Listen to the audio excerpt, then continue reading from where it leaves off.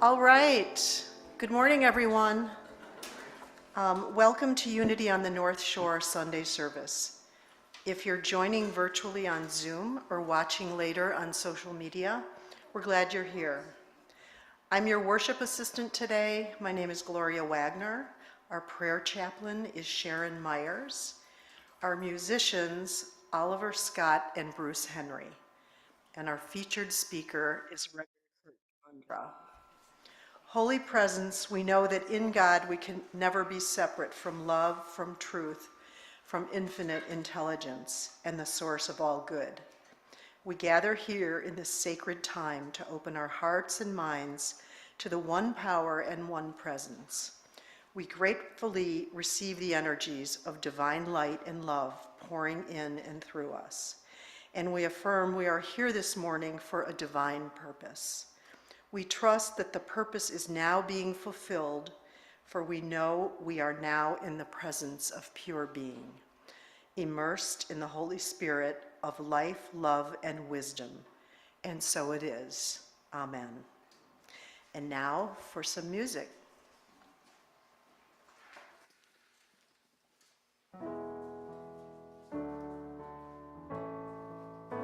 Good morning, everyone.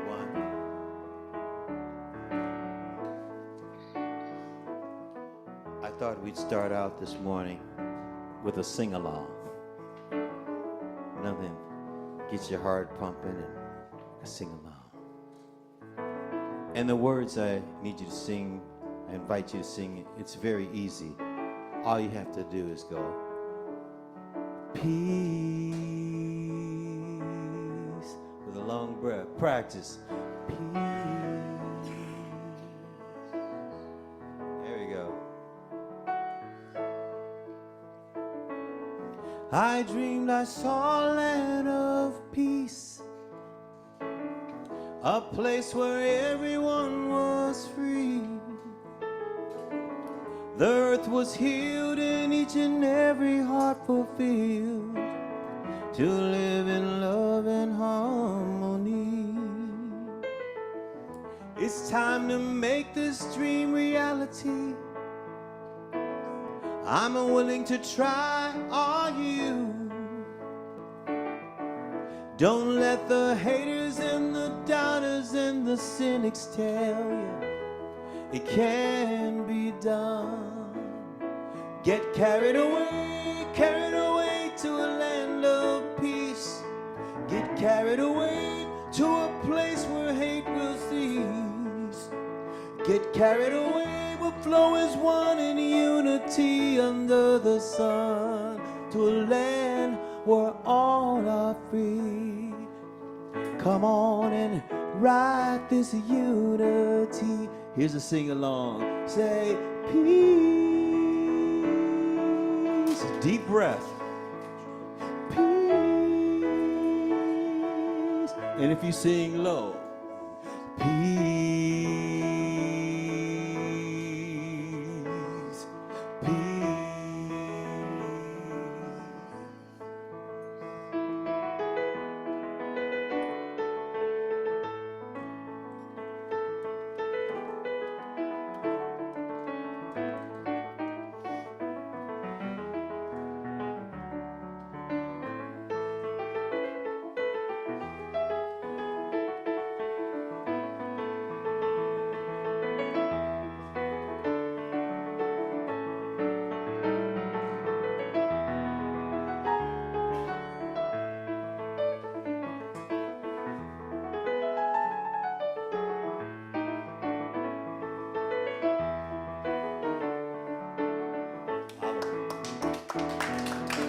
I dreamed I saw a land of peace, a place where everyone was free.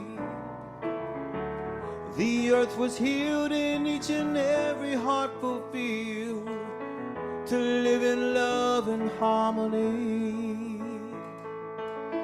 It's time to make this dream reality. I'm willing to try. Are you? Oh, don't let the haters and the doubters and the cynics tell you, oh, it can be done. carried away to a land of peace. Get carried away to a place where hatred will cease. Get carried away, we'll flow as one in unity under the sun, to a land where all are free. Come on and ride this unity. Yes, in a land where all are free. You ought to ride this unity. Let me hear you say right now, peace. It's a meditation, sing it long. Peace. Oh, peace. We're gonna take it over from Oliver in a minute. Peace. Just a cappella, here we go. Say yes. Peace. Breathe it. Peace.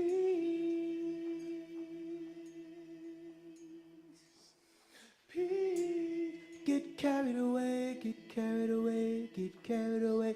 Peace. And the people say it one more time.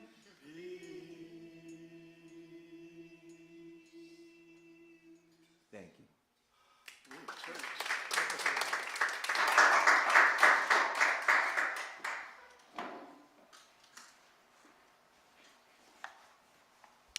Unity is a positive, practical approach for spiritual living based on teachings of Jesus and the power of prayer. We believe there is truth and beauty in every spiritual tradition. We honor the many paths to one God. Wherever you are on your journey of truth, you are always welcome here. Our purpose at Unity on the North Shore is to create a safe space where people are empowered to take risks and live their deepest truth. If this is your first Sunday, we extend a loving welcome.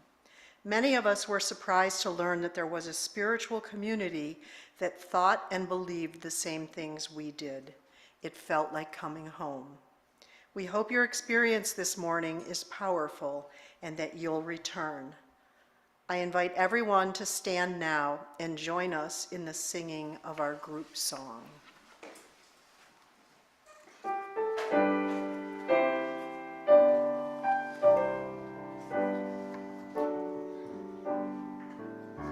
It's in every one of us to be wise. Find your heart, open up both your eyes. We can all know everything without ever knowing why.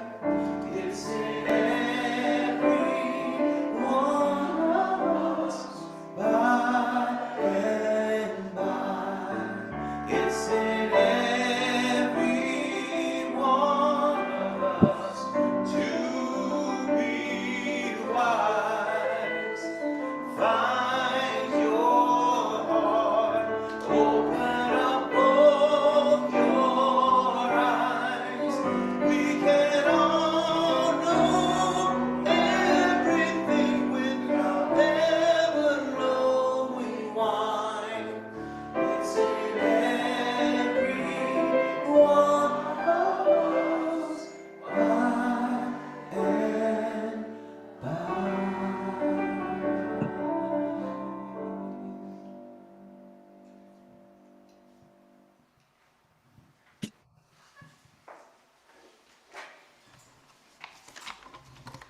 Thank you, Bruce and Oliver. I was thinking actually of your first song today. You may recall John Lennon said, "All you need is love." I'm going to add that you remind us that it's peace and love, as they would say.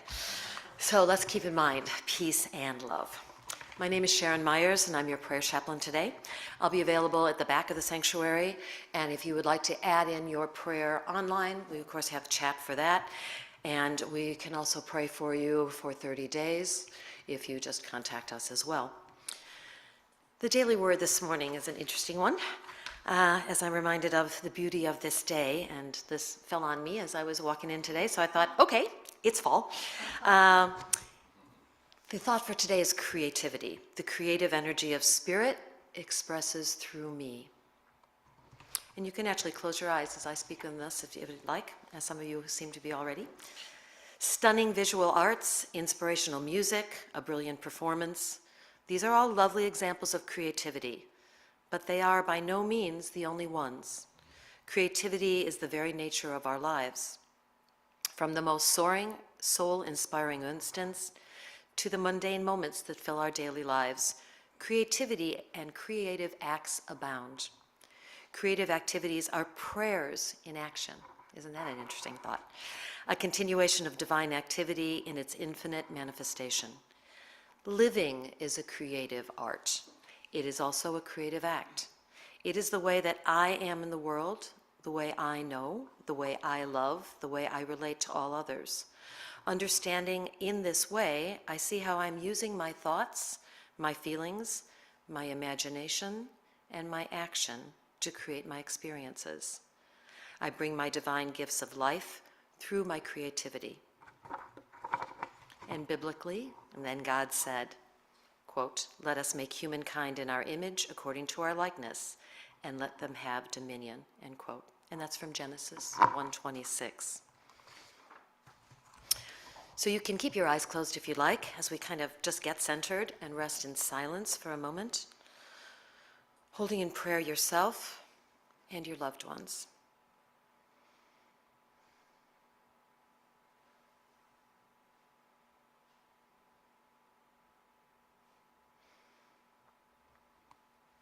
And now let us hold in prayer all those who are suffering worldwide, in our country, in our community, in our families. And affirm the presence of God's love, grace, and guidance in every person, in every human condition. And so it is. Amen.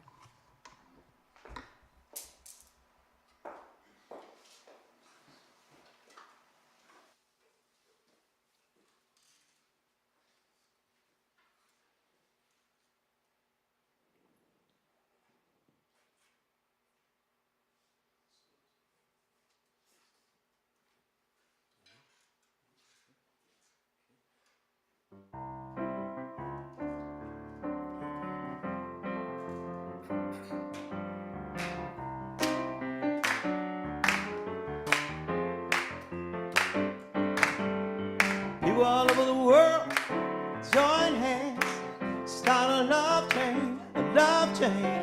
People all over the world join hands, start a love chain, a love chain. The next stop that we meet will be Evanston. Come, tell all the folks in Russia, China too.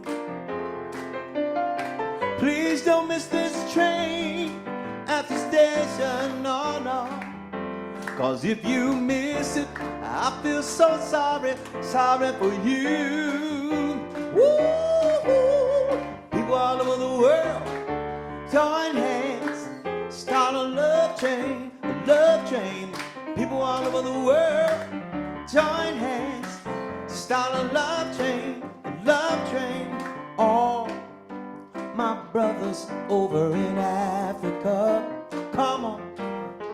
Tell all the sisters in Egypt, Israel, and Palestine too.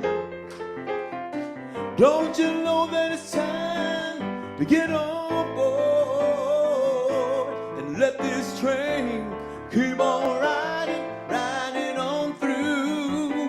Woo-hoo. People all over the world, come on, join hands, start a love chain, a love chain.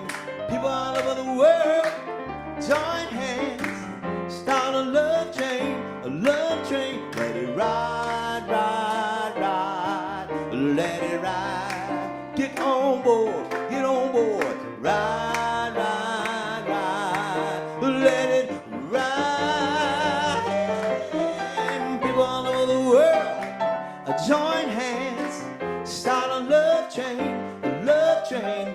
People all over the world, join hands, start a love chain, a love chain. Mr. Oliver Scott on the piano.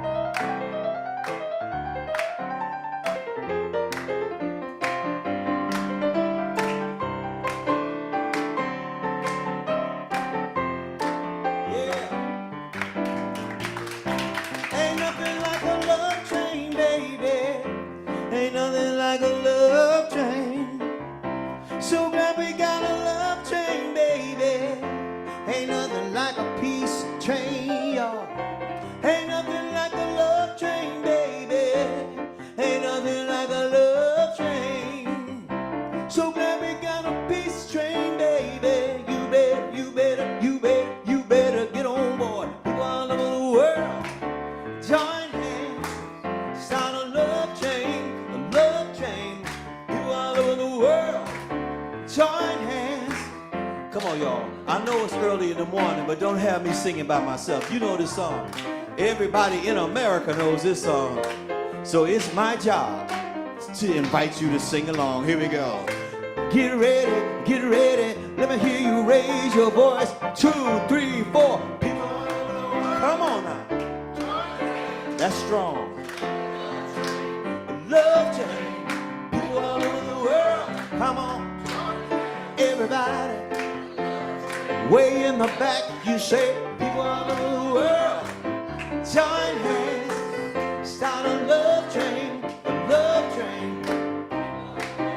Come on, join hands, start a love chain, a love train.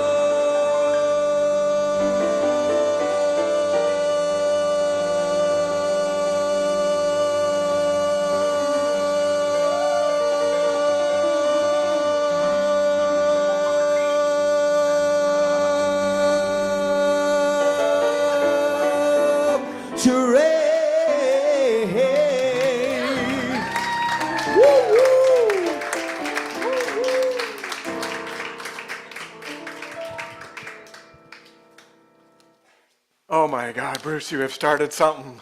Bruce and Oliver both. How blessed are we with that creative artistry, creative musical ability. Thank you, thank you, thank you. So this is the last week, I think, unless I get inspired, but the last week, I think, where we're going to be sort of delving into some of the classic Unity teachings and writers and authors and really looking at the wisdom that they brought and that they shared and how we might be able to apply that these days. Like, how do we bring Love Train to an election cycle that seems to be something very different than a love train, right? So we're looking today at the work of Eric Butterworth, who I'm still calling him classic, even though he wasn't one of the founding sort of authors. Eric Butterworth was born in 1963 and he died in 2003. So much more recent than those that have gone before, those that we have looked at in these last few weeks. But he was actually born in Canada, and he was raised by a single mom in Southern California who happened to be a Unity minister. So most of his life, he was immersed in these new thought, sort of philosophical teachings. He dug deeply into the work of Ralph Waldo Emerson, and as a writer, he became very well known as kind of a real insightful resource for taking really complex metaphysical concepts and making them really understandable, really accessible. He was, the book that he's most well known for is probably this one, Discover the Power Within You. You heard of it? It's kind of a primer in a lot of Unity folks. It also was the one that Oprah Winfrey regarded as sort of really changing her mind, or really transforming her consciousness around religion and theology. And he was the first Unity minister ever to be on the Oprah show. And Maya Angelou regarded Eric as her teacher, as one of her teachers. So that sort of gives you a glimpse into the kind of influential nature of the work that he had brought. I too just adored his work. Where do I start? I want to talk, because I want to speak a little bit, oh, there we go. So nothing stops the man who desires to achieve. Every obstacle is simply a course to develop his achievement muscle. So he's still got that old language, right? We would use nothing stops the one who desires, and there, right? We change pronouns so that would be much more inclusive than the sexist stuff. So there's still some kind of dated references if you're going to dig into Eric's writings. And yet, much of what he developed and sort of brought forth for us is still really salient and really relevant. And let's see, so probably his greatest theme that gets reflected throughout the 16 books that he wrote is really this notion of the power is within us. It's really about our work in terms of spiritual development and spiritual evolution is to really change our consciousness. And to be really mindful that anything that's happening outside of us, any of that awareness, anything that's happening in the outer world is actually a manifestation of what we're holding in consciousness. So any transformation that we're wanting to see in the world, any difference that we're wanting to make, any love that we're wanting to bring in terms of creating a love train, it comes from within. It all starts within. And that's consistent throughout. What I would suggest is that we're sort of beginning to maybe evolve that a little bit. It doesn't change the immense truth that he expresses, but I think what happened, particularly in the 80s and 90s, when the prosperity gospel started to take hold, and there was like this drive to like hold the thoughts in mind that we knew were going to bring us stuff. There was it was part of the cultural thing too, right? This is the 80s, and was it Michael Douglas who was in the movie that said greed is good? Like there was that whole piece, and some of these new thought teachings kind of got co-opted into that. And it was a period of a couple of decades where we've kind of come through that. One of the things I admire most about Eric is he was pushing back against that even then. He was suggesting that no, it's not about the stuff. It's about holding the consciousness of prosperity so that that's which we need is sort of drawn to us. It's not about going out and getting it. It's about allowing and actually being it. He was saying that all through the time when there were others who were really proclaiming how, and I don't want to disparage any of these teachings, but one of the most kind of easiest to identify as perhaps more about worshiping idols would be like treasure mapping, right? Where we would look for pictures of that, the Rolls Royce that we want, and we paste these pictures on, and so it became very easy to, rather than have it be a transformation of consciousness within, to be about starting to worship all this stuff without. Does that make sense? Not that there isn't perfectly valid spiritual growth that can happen through visualization and through putting pictures to the stuff that we're wanting to achieve, but Eric was really clear that it was about the consciousness that we hold and developing consciousness and beginning to be way more present to that. And so to that end, sort of the foil to that, the biggest obstacle that we have to that consciousness of oneness is really a sense of separation, that where we perceive ourselves to be apart from or different than God. Here's a quote that I think speaks really beautifully to that. He said, "When man doesn't know his divinity, when he doesn't know the depth of his own innate goodness, he does a lot of things that are a result of the frustration of his potentiality. He thinks that he lives in isolated love. His thoughts are completely self-regarding." And he sort of, let's see, what's the next page? And the back of the evil conditions that we might see in the world, he would say we would find one frustrating our own innate goodness and acting in the darkness of human consciousness. One of his favorite sort of metaphors or images for the consciousness of God or our oneness with God has to do with light. And he used electricity as a metaphor for that very often. Like if you move into a dark room, all that darkness that we're stumbling around with, all that separation that we're perceiving, it can be dispelled by flipping on a light switch, right? Darkness is not a power over us. It's instantly dispelled when we turn on the light. And he would say the same thing happens in consciousness. When we're in those spaces of separation, that can instantly be dispelled as we recognize and remember that we are the essence of the divine, that we are ourselves an aspect of that divine. We are the divinity. So our work then, in terms of evolution, is really about recognizing the places where we're feeling separate. And I've wrestled with how to kind of move through this as a topic, but what I'm going to do is, at the end of a chapter, this is a different book in the Flow of Life, another of his 16 books, but there's a chapter on getting along, which I thought as we're moving into this election season and maybe wanting to get along with those who have perceptions different than us, might be a good place to start. What I'd like to do is share with you kind of, he has a whole chapter of sort of what that sort of looks like, and then he gets to sort of the affirmation of the meditation that he would recommend for kind of embodying that.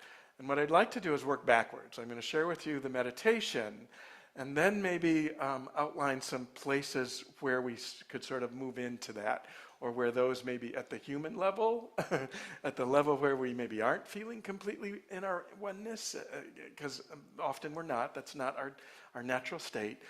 How it is that we can sort of move in that direction. Does that make sense? We'll see if I can make it make sense on the way.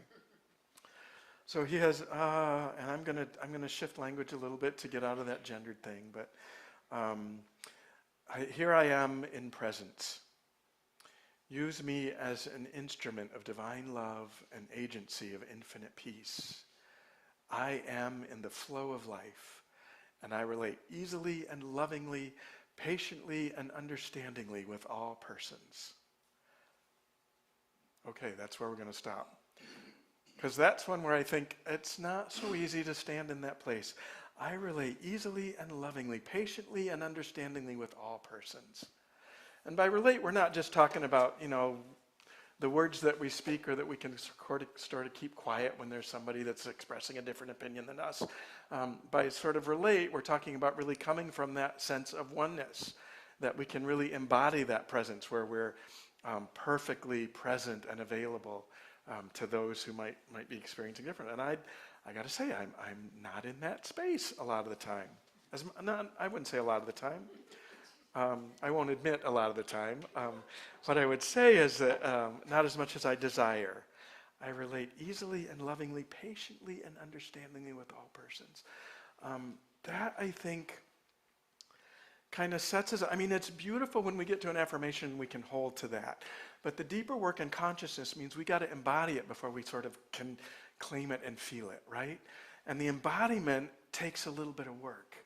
The embodiment takes a recognition when we're not sort of in that space. I relate easily and lovingly and patiently and understandingly with all persons. So I think what happens very often is when we jump to that level of like, okay, I'm claiming it and it's so, is that it's a sort of spiritual bypass. It's like there are some deep differences that we can witness sort of in the nation. And I'm sure in our experience, or at least I'll speak in my experience, I have differences with people. And I'm not always patient and understanding in those situations. I'm not always feeling that. So if I'm really wanting to transform that, I need to sort of acknowledge that there's that disconnect. I need to acknowledge that that's a place of separation before I just start being in it. You know what I'm saying? And, oh geez, let's see, I did this last week. I invoked Matlock. There's a new, Matlock, that investigative lawyerly series that Andy Griffith used to be in. And now, Kathy Bates is now the new Matlock, right? She's returned from retirement and she's back in her law practice. And this show has so many wonderful layers to it because it speaks to racial privilege and economic differences and generational perceptions. All of those come out, like in every episode, there are little glimpses of that. And what's really beautiful about the Kathy Bates character is like she's working through it.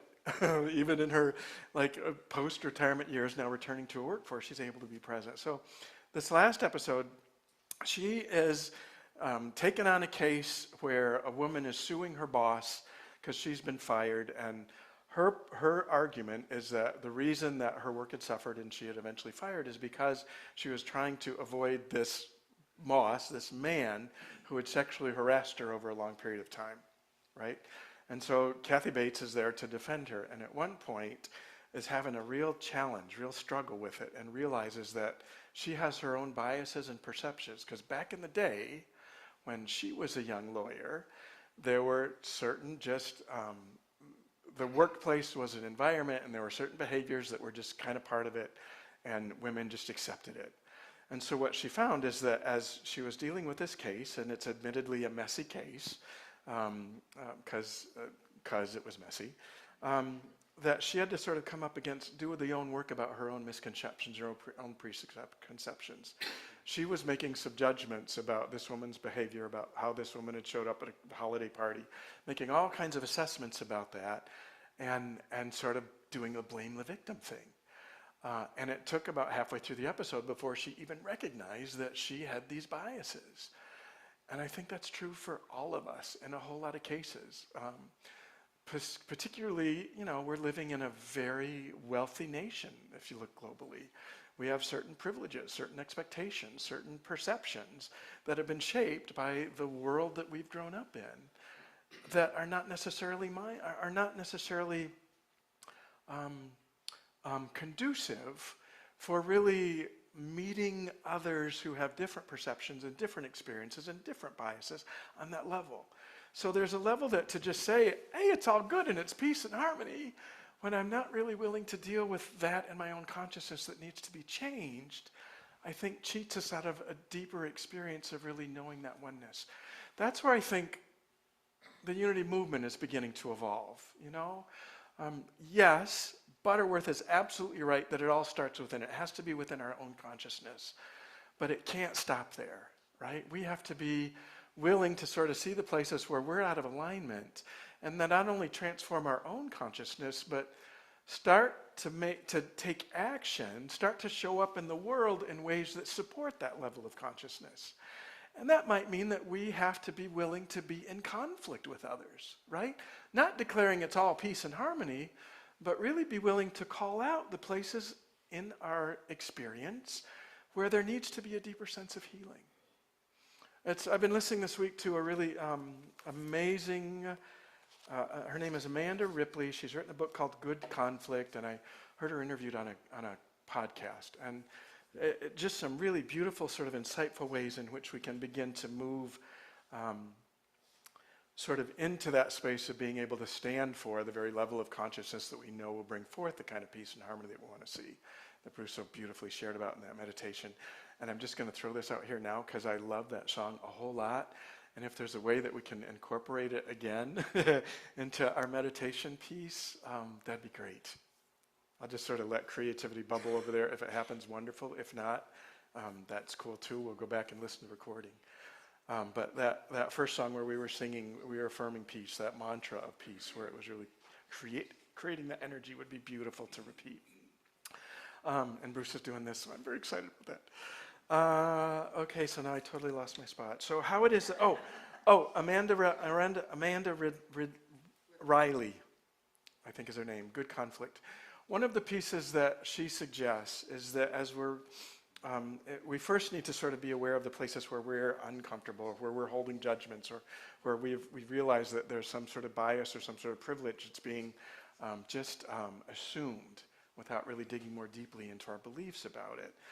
One of the things that she suggests is that it's really helpful to be mindful of what the needs might be beyond the initial argument, right? The example she uses is immigration. So imagine this is more a, sort of a cultural, political divide right now, or conflict right now. But it is also indicative of the kind of conflicts that we hold within, right? So broadly speaking, there's this topic of immigration that has a huge amount of dissension around it and division right now.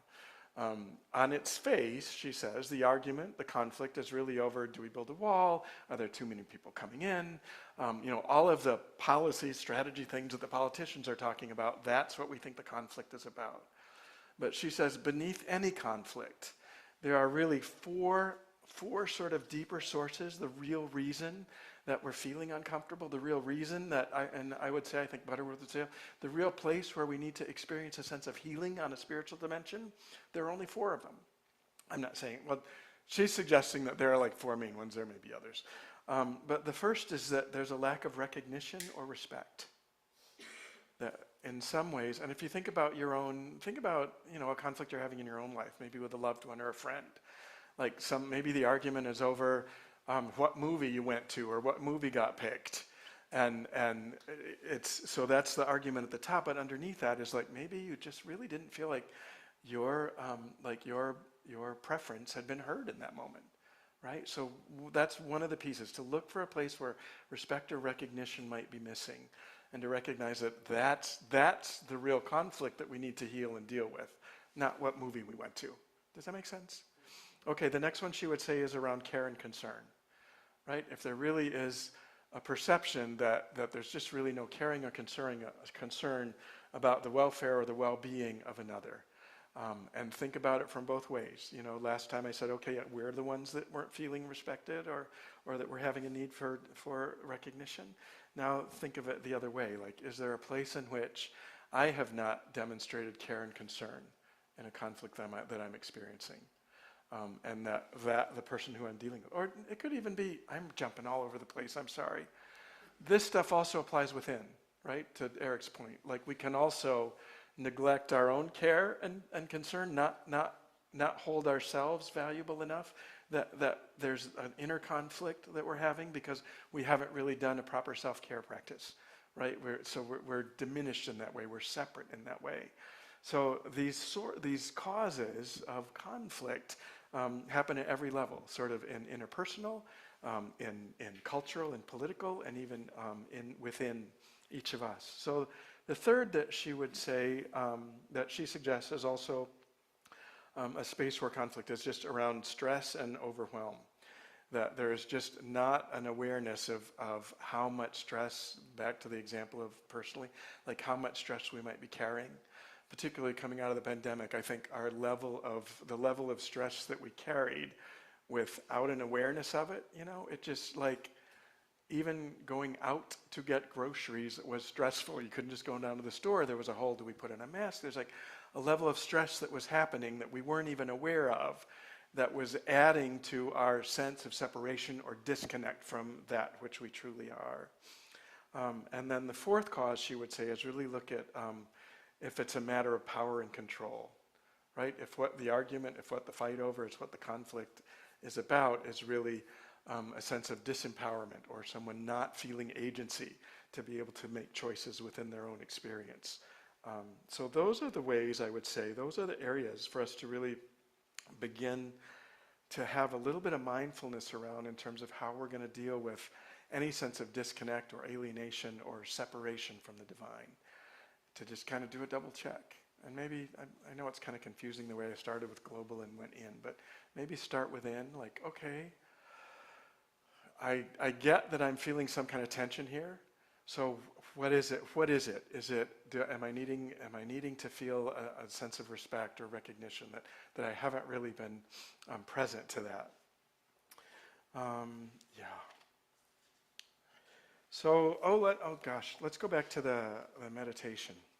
So, this is Eric Butterworth sort of in the affirmation or acclamation of the work the underlying work that as we adopt it, we can become sort of more present to that which we truly are. I know that no matter what any person is or does, what I am and what I do can most certainly enable me to get along. I love that one. I know that no matter what's going on out there, so this is another one of what's out in the, what's most important is that I have within me the capacity to be love. There's another quote from Discover the Power Within You that speaks really beautifully to this.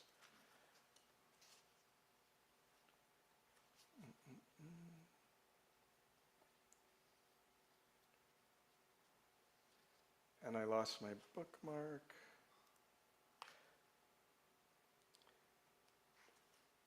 There we go. God can never be less than God. God is love even when I may be filled with hatred. God is love even as the potential in me, God is love as the potential in me, even though I am bitter and angry. The moment I release my bitterness, rise above my guilt, stop feeling sorry for myself, in that moment, God is love that sweeps through me and loves me.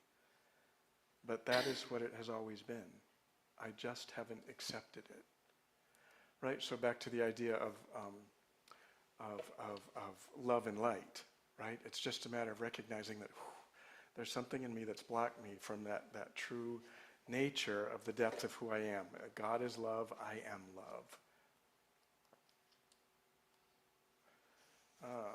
It may mean that I'll get along easily with the person, or it may mean that I will let him or her go and get along without the person. And I would add in there that it may be that I will get along with the person, maybe with a greater sense of acceptance and curiosity, without dismissing. Certainly there are relationships in our lives when it is the most healthy choice to let go of it. And certainly there are relationships in our lives that are mutually supportive and wonderful. And also, as I think we're moving into an embodiment of the kind of love train energy that Bruce sang about, there also needs to be room where it might not be a wonderful, easy relationship, and yet to recognize that in that relationship is room for us to grow, to be curious, to reach a deeper kind of understanding. that was one of the beautiful things, one of the other beautiful points that Amanda had made, is that so often and I think in Unity, if we're kind of following along a path of declaring it without doing the deeper work, the spiritual bypass stuff, I think there's a tendency to get lost in the idea that, oh my goodness, if it's not peaceful and harmonious and wonderful, then it's not valuable. Then it's not a part of an experience that is helpful for me in being sort of fully actualized and fully. And yet, if we're able to sort of stand in that bridge, to become a bridge of it, and recognize that, you know what, every conflict doesn't necessarily have to end harmoniously, or doesn't necessarily have to end with like a bipartisan agreement or a negotiation that sort of reaches that's not necessarily the reward that happens out of really being connected. The deeper sort of spiritual truth, the inner truth, is, can we move through that experience in a way that we might not show up as our best selves, we might be making judgments about the other person occasionally, but through that interaction, through our willingness to like be really present to the reality of what we're experiencing and feeling, like I become more aware of my own motivations, my own biases, that my understanding of what's happening on the other side, that their perception, that there's a deeper understanding, that there's a greater sense of connection, and that's the real value. Not necessarily the compromise that happens, because the compromise, again, is happening in the outer. That's an exterior kind of experience. The real value in terms of consciousness, in terms of like spiritual mastery, is, do I have a better understanding of myself or another person or the world around me? And out of that, can we then appreciate the depth of that and the beauty of that as really contributing into our ability to show up in the world as this beautiful channel of love through which the divine expresses. I feel like I got really, really heady this time. So I think, Bruce, what I'd love to do is move into a time of meditation. Is that going to work? And then, yeah. Do you have any creative thoughts about how to do that? We could just sing the song that you already sang. I think that was beautiful. Or we could do the... I like the combining. That sounds great.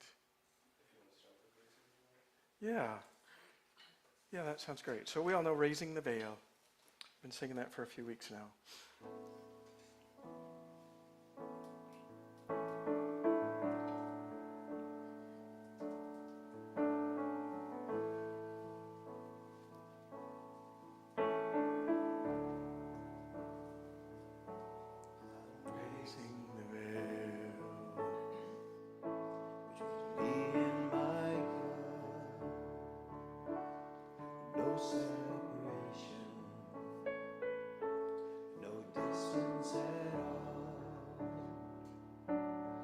God is right here in my heart. God is right here in my heart. God is right here in my heart. I'm raising the veil between me and my God. No separation, no distance at all. God is right here in my heart. God is right here in my heart. God is right here in my heart. I'm raising the veil. I want to see you. Oh God, I'm raising the veil. I want to see you. Oh God, I'm raising the veil. And I want to hear you. Oh God, I'm raising the veil. I want to feel you. Oh God, I'm raising the veil. I want to praise you.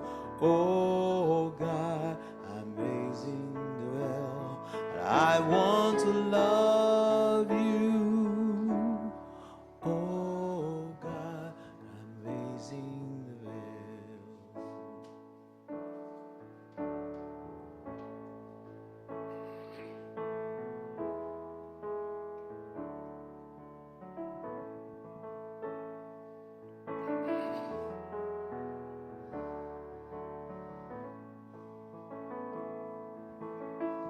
I dreamed I saw a land of peace,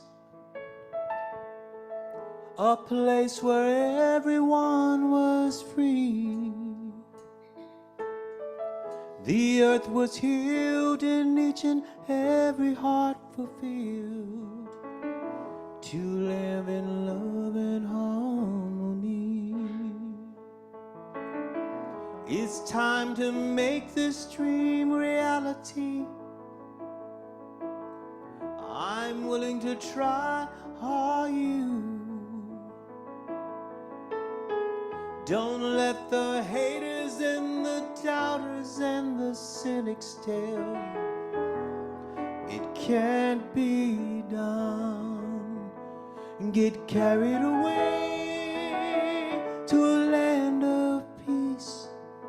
Get carried away to a place where hatred will cease.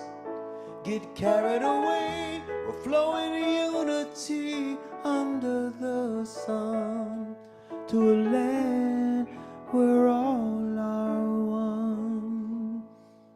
Come on and ride this unity. Peace,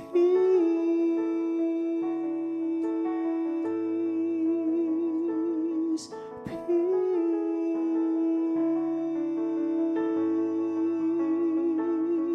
peace, peace.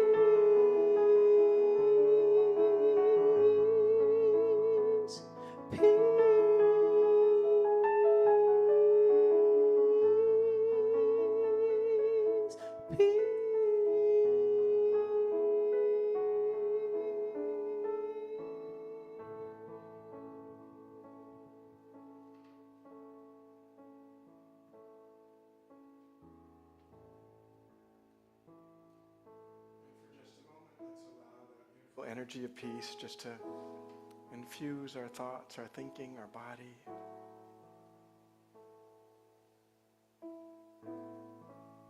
To know that within each of us is the capacity to bring forth this degree of peace,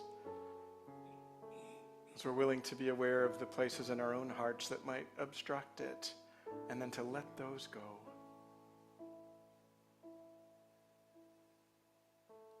We hold a vision for a wholeness, that any conflict that arises within arises so that we can heal it. To be aware of it, to reach a deeper understanding of how it is that we embody a greater sense of wholeness. That we can truly be an agent of that peace that passes understanding. And so once more, breathe into that beautiful energy, the mantra of peace that Bruce so beautifully set the tone for. Feel it. Allow it. And as we prepare to bring this time of meditative reflection to a close, just to know that that peace goes with us. That in our deepest reality, we can never be apart from that beautiful vision for peace, for oneness, for wholeness. And we know it to be true in and through the nature of the divine that indwells us all. So it is, and so we let it be. Amen.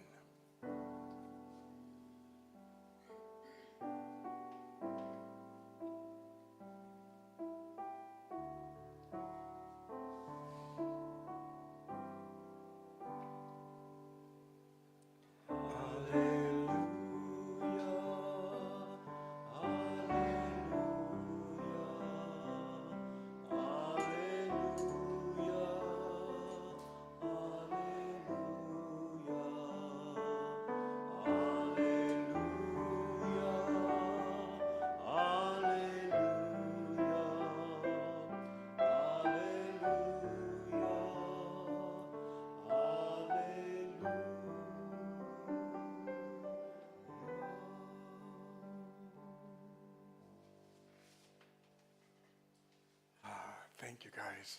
Brilliant. So beautifully, seamlessly transitioned. So this is the time of service when we share our tithes and our offerings.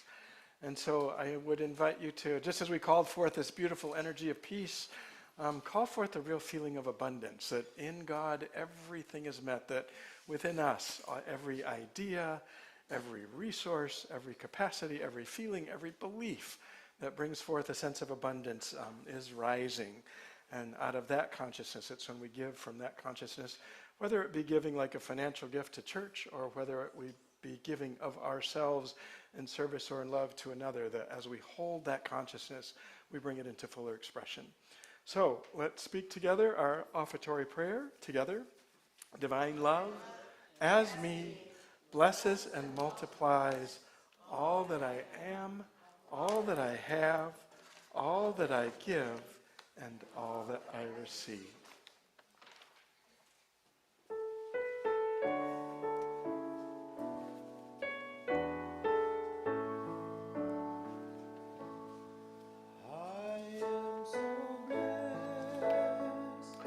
I am so blessed. I am so grateful for all that I have. I am so blessed. I am so blessed. I am so grateful. I am so blessed. I am so blessed. I am so blessed. I am so grateful for all that I have. I am so blessed. I am so blessed. I am so grateful. I am so blessed.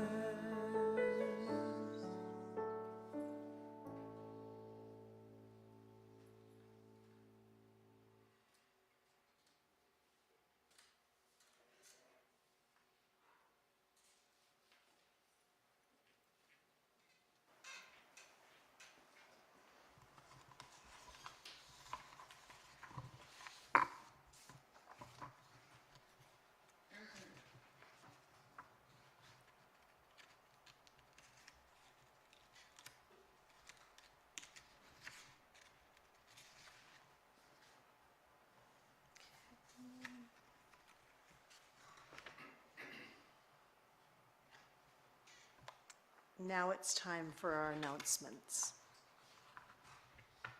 Thank you, musicians, live stream team. Everybody, your presence has blessed us. If you're watching on Zoom, we want to remind you that you're invited to stay on Zoom after the service ends for a group discussion time. Okay, now it's time for announcements, and Jasmine is coming up to tell us about the gala. Hello. Okay, most of you know by now, we keep announcing it, but November 16th is going to be our annual fundraising gala. We're doing a Brazilian Carnival theme, so it's going to be bright, lots of colors, a lot of fun. If you have something really fun and festive and colorful to wear, you are welcome to. If you have some sort of a mask that you want to wear, you're welcome to. We have a live band. We have incredible catering from a Brazilian caterer with several vegetarian options, vegan options, and everything's gluten-free, so takes care of a lot of dietary needs. We do a beautiful seated dinner down here. We do band and dancing upstairs. There are past appetizers, a cocktail hour.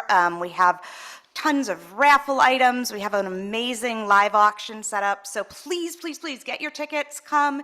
If you are interested, we're looking for a few more slots for table captains. So as table captain, you are in charge of helping to get people to sit at your table, recruit, other members here, your friends, your family to buy tickets and attend. And you get to bring some table decor to set up your table nice. And if you have any raffle items, so gift cards, especially for restaurants, things like that, experiences, massages, those sorts of things, come see me. We'd love to put any of that into our raffle to really make that a lot of fun and a lot of options for everybody. So yeah, buy your tickets, and that's it. Thank you. You can see me afterwards today if you want to buy your ticket from me.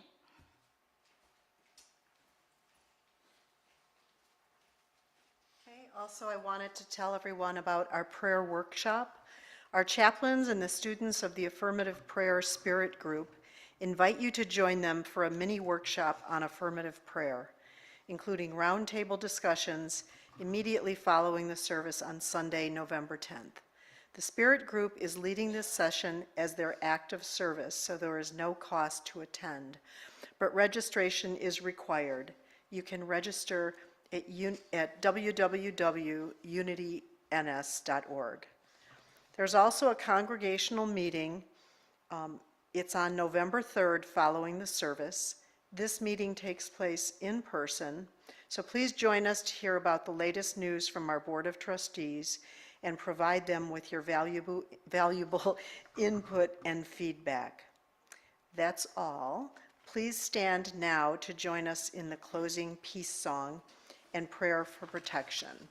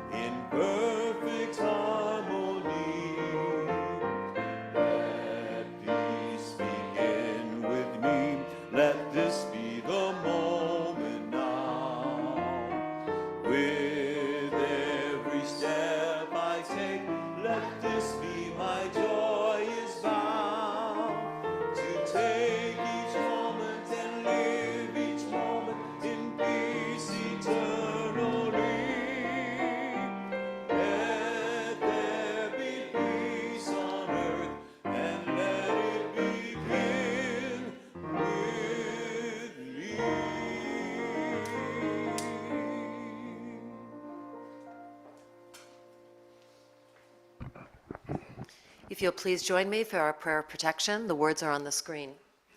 The light of God surrounds us. I am light. The love of God enfolds us. I am love. The power of God protects us. I am power. The presence of God watches over us. I am presence. Wherever we are, God is. I am divine.